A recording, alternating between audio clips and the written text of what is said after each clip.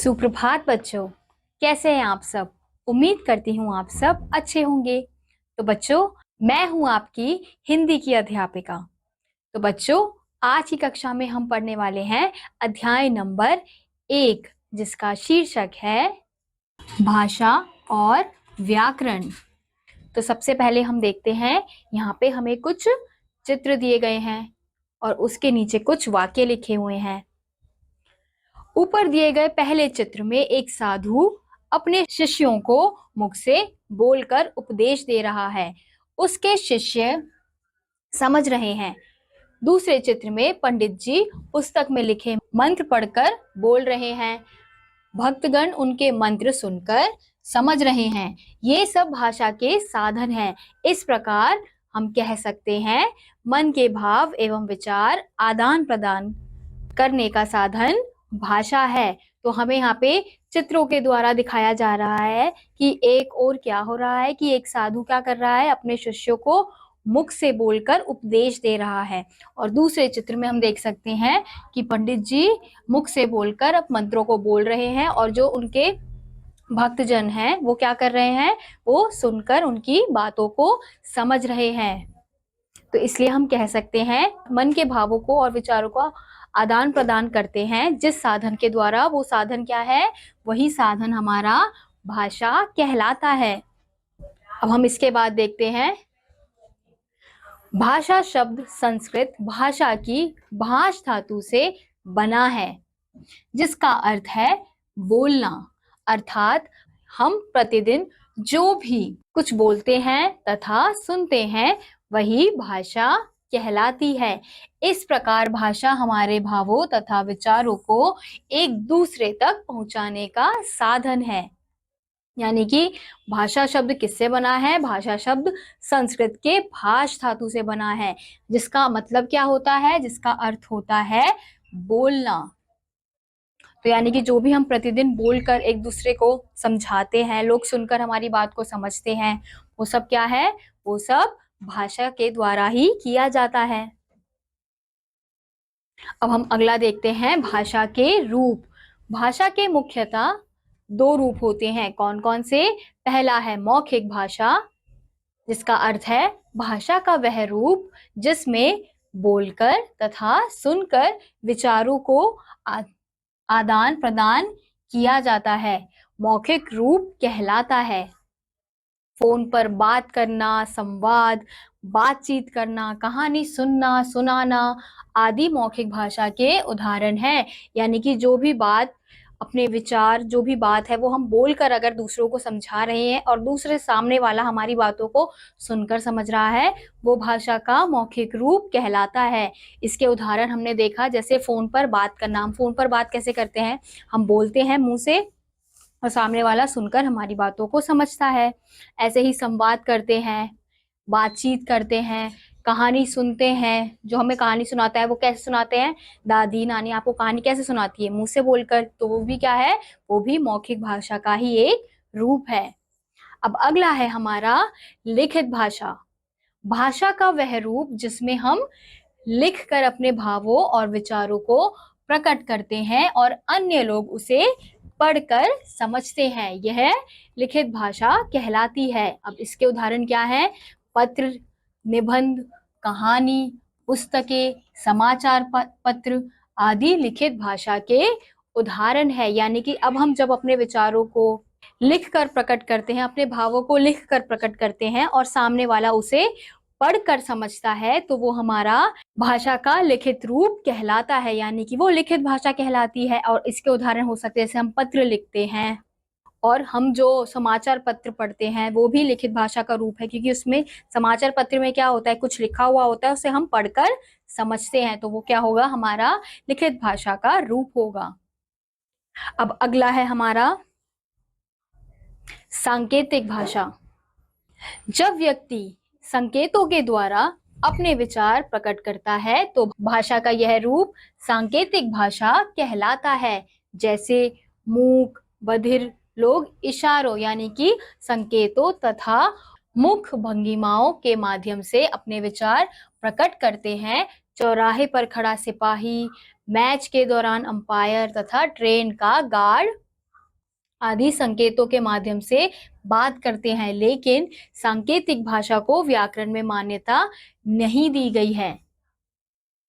तो हमारा सांकेतिक भाषा क्या होती है? जब हम संकेतों के द्वारा अपने विचारों को प्रकट करना चाहते हैं। जैसे अब हम देखते हैं, आपने देखा होगा ट्रैफिक पुलिस वाला क्या करता है, वो चौराहे पे खड़ा होता है और अपने हाथों के इशारों से बताता है कि कौन सी साइड की गाड़ी को अब चलना है, कौन सी साइड की गाड़ी को अब रुकना है। अंपायर मैच में जो हम देखते हैं, अंपायर कोई आउट होता है, कोई अगर चौका मारता है, तो वो कैसे बताते हैं? वो अपने हाथों के इशारों से ही बताते हैं। तो वो भी हमारा क्या है? वो भी हमारा सांकेतिक रूप है, क्योंकि हम संकेतों के द्वारा दूसरों को समझा रहे हैं। लेकिन इसमें ये कहा गया है कि व्याकरण में सांकेतिक भाषा को मान्यता नहीं दी गई है, क्योंकि हम सांकेतिक भाषा से अपने हर विचार को, हर भाव को प्रकट नहीं कर सकते। हर कुछ चीजों को ही हम प्रकट कर सकते हैं, इसलिए सांकेतिक भाषा को व्याकरण में मान्यता नहीं दी गई है। अब अगला है हमारा, भारतीय संविधान द्वारा निम्नलिखित 22 भाषाओं को मान्यता प्रदान की गई है। यानी कि हमारे जो भारत की संविधान है उसने केवल 22 भाषा को ही मान्यता प्रदान की है। अब वो भाषाएं कौन कौन सी है? कोंकणी, कश्मीरी, मराठी, मैथिली, नेपाली, असमिया, मणिपुरी, मलयालम, संथाली, सिंधी, हिंदी, संस्कृत, उर्दू, गुजराती, तेलुगु, डोगरी, तमिल, पंजाबी, उड़िया, बांग्ला, बोडो और कन्नड़। ये हैं हमारी वो 22 भाषाएं जिसको संविधान द्वारा मान्यता, भारतीय संविधान द्वारा मान्यता प्रदान की गई है। अब अगला है हमारा बोली। भाषा के क्षेत्रीय रूप को बोली कहा जाता है, जैसे खड़ी बोली, भोजपुरी, अवधी, राजस्थानी, हरियाणवी, राजस्थानी और ब्रज भाषा। तो ये क्या है? हमारी बोली कहलाती है। अब अगला है हमारा, भाषा और बोली में अंतर। भाषा लिखने का प्रमुख साधन है, जबकि बोली बोलचाल के व्यवहार में ही प्रयोग में आती है। बोली का क्षेत्र भाषा की तुलना में कम विस्तृत होता है।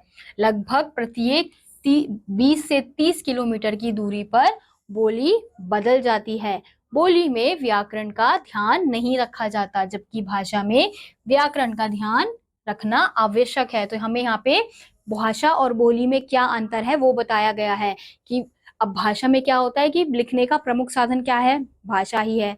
लेकिन बोली में ऐसा केवल बोलचाल के लिए ही हम प्रयोग करते हैं बोली को, उसमें लिखने का, उसमें कोई भी साहित्य लिखा नहीं जा सकता।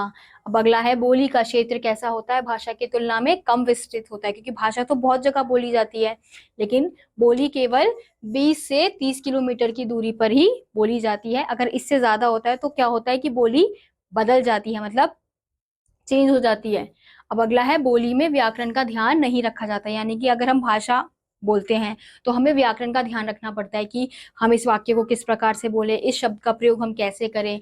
लेकिन बोली में ऐसा कुछ नहीं होता है, उसमें व्याकरण का ध्यान रखने की जरूरत नहीं होती। तो हमने यहाँ पे देखा बोली और भाषा में अंतर। अब अगला है लिपि। किसी शब्द या वाक्य को बोलते समय हमारे मुख से अनेक ध्वनियां निकलती हैं। ध्वनियों को लिखित रूप में प्रकट करने के लिए कुछ चिन्हों का प्रयोग किया जाता है। ध्वनि चिन्हों के लिखने के ढंग को ही लिपि कहते हैं। यानी कि लिपि क्या होती है? जो भाषा हम बोलते हैं, हमारे मुख से जो ध्वनि निकलती है, तो उस ध्वनि को जब लिखित रूप में लिखा जाता है तो वो हमारी लिपि कहलाती है। विभिन्न भाषाएं अलग अलग लिपियों में लिखी जाती है, जैसे हिंदी और संस्कृत की है देवनागरी लिपि में, अंग्रेजी रोमन, पंजाबी गुरुमुखी लिपि में, उर्दू फारसी लिपि में लिखी जाती है। लिपि परिवर्तन हो जाने पर भाषा परिवर्तित नहीं होती। यानी कि हम यहाँ देख सकते हैं कि हर भाषा की अपनी अपनी एक लिपि है। लिपि हमें क्या बताती है कि कौन सी भाषा किस प्रकार से लिखी जाएगी। अगला है, क्या आप जानते हैं हिंदी हमारी राष्ट्रभाषा मानी जाती है। 14 सितंबर 1949 को हिंदी को राजभाषा के रूप में स्वीकार किया गया। तब से हम 14 सितंबर को हिंदी दिवस के रूप में मनाते हैं। अंग्रेजी विश्व की संपर्क भाषा है। अब अगला है हमारा व्याकरण। प्रत्येक भाषा को बोलने और उसे लिखने के कुछ नियम होते हैं। उन नियमों का उचित ज्ञान होने पर ही हम भाषा को ठीक ठीक बोलना और लिखना आ सकता है। इन नियमों का ज्ञान हमें व्याकरण द्वारा होता है, यानी कि जो भी भाषा हम बोलते हैं उसको हम कैसे नियमित तरीके से बोल सकते हैं, जो भी हम नियमित रूप सीखते हैं भाषा का, वो कैसे सीखते हैं, हम व्याकरण के द्वारा ही सीखते हैं। तो वह शास्त्र जो हमें भाषा को शुद्ध बोलना, पढ़ना और लिखना सिखाता है उसे व्याकरण कहते हैं। यानी कि व्याकरण के द्वारा ही हम क्या सीखते हैं, भाषा का शुद्ध रूप सीखते हैं कि किस प्रकार से भाषा को हम शुद्ध बोल सकते हैं, लिख सकते हैं, पढ़ सकते हैं। वो ज्ञान हमें व्याकरण के द्वारा ही मिलता है।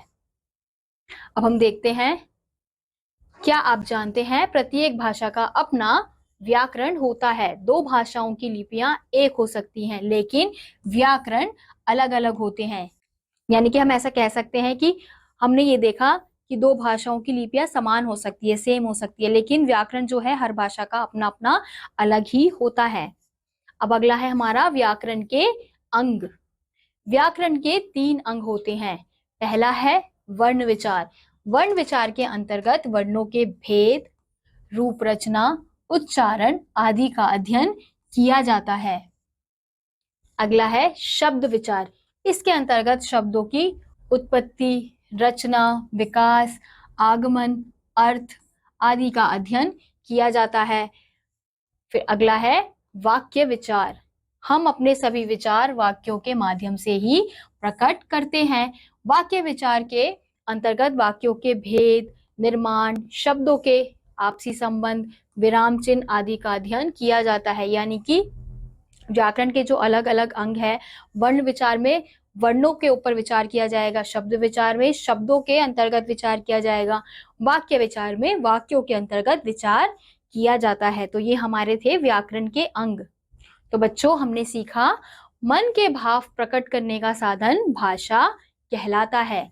भाषा के 2 रूप हैं, कौन कौन से? मौखिक एवं लिखित। बोली का क्षेत्र सीमित होता है, यानी कि बोली जो है बहुत कम जगह क्षेत्रों में बोली जाती है, तो इसलिए इसका क्षेत्र सीमित होता है। अगला है भाषा के लिखने का ढंग लिपि कहलाता है। अंग्रेजी भाषा रोमन लिपि में लिखी जाती है। इसी के साथ आज का ये अध्याय यहीं समाप्त होता है। उम्मीद करती हूँ आपको ये अध्याय समझ आया होगा। मैं आपसे मिलूंगी अगली कक्षा में, तब तक के लिए नमस्कार।